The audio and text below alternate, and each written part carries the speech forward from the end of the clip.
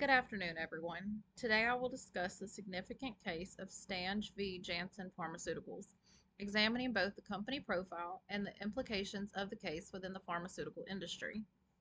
Let's start with a brief overview of Janssen Pharmaceuticals. It was founded in 1953 by Dr. Paul Janssen and acquired by Johnson & Johnson in 1961. Janssen has made substantial contributions to medicine, discovering over 80 medications, with 11 on the World Health Organization's list of essential medicines. Today, the company operates in over 150 countries, employing around 40,000 people. They are focused on critical care areas such as oncology, immunology, and infectious diseases.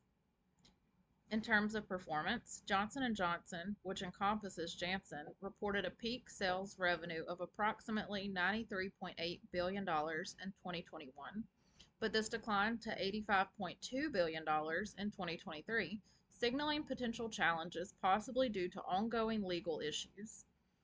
Their net profit margin is impressive at 41.28% as of December 2023, indicating strong operational efficiency.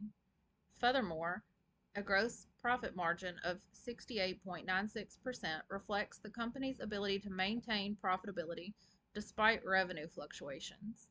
Johnson & Johnson experienced a turnaround in its sales growth rate, moving from 14.61% in 2022 to 6.36% in 2023, indicating a recovery strategy that appears to be working.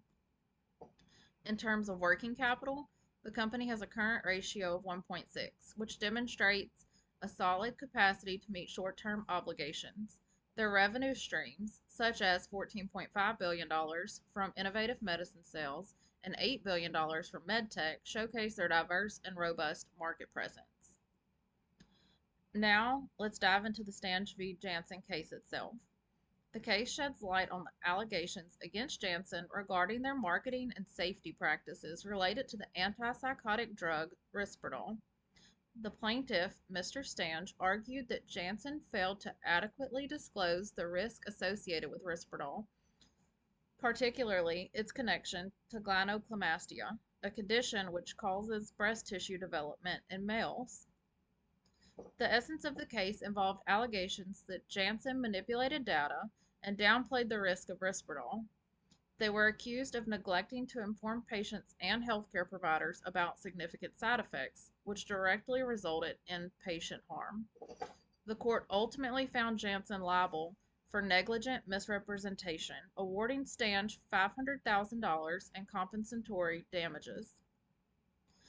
The plaintiff's argument centered on the assertion that Janssen's failure to disclose these risks constituted a breach of their duty of care.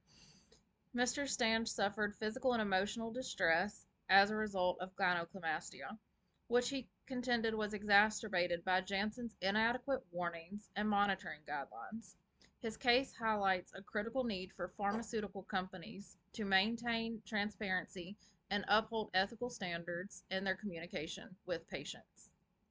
Conversely, Janssen's defense claimed that they were not fully accountable for the alleged adverse effects, arguing that the plaintiff failed to establish a direct cause link between Risperdal and Stange's condition.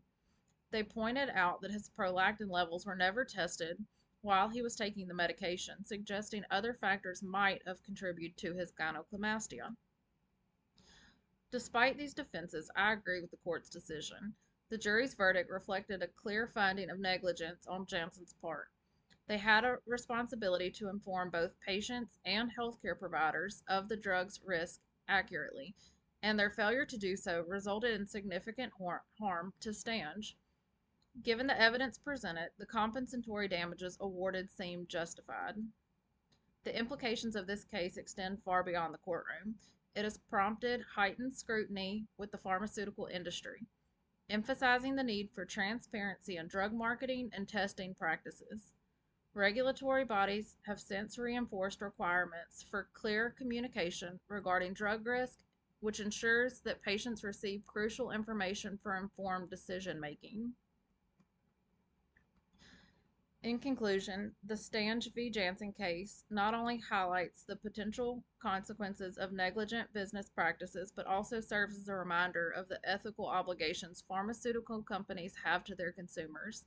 As we continue to navigate the complexities of healthcare, it is essential that we hold these companies accountable to ensure the safety and well being of all patients.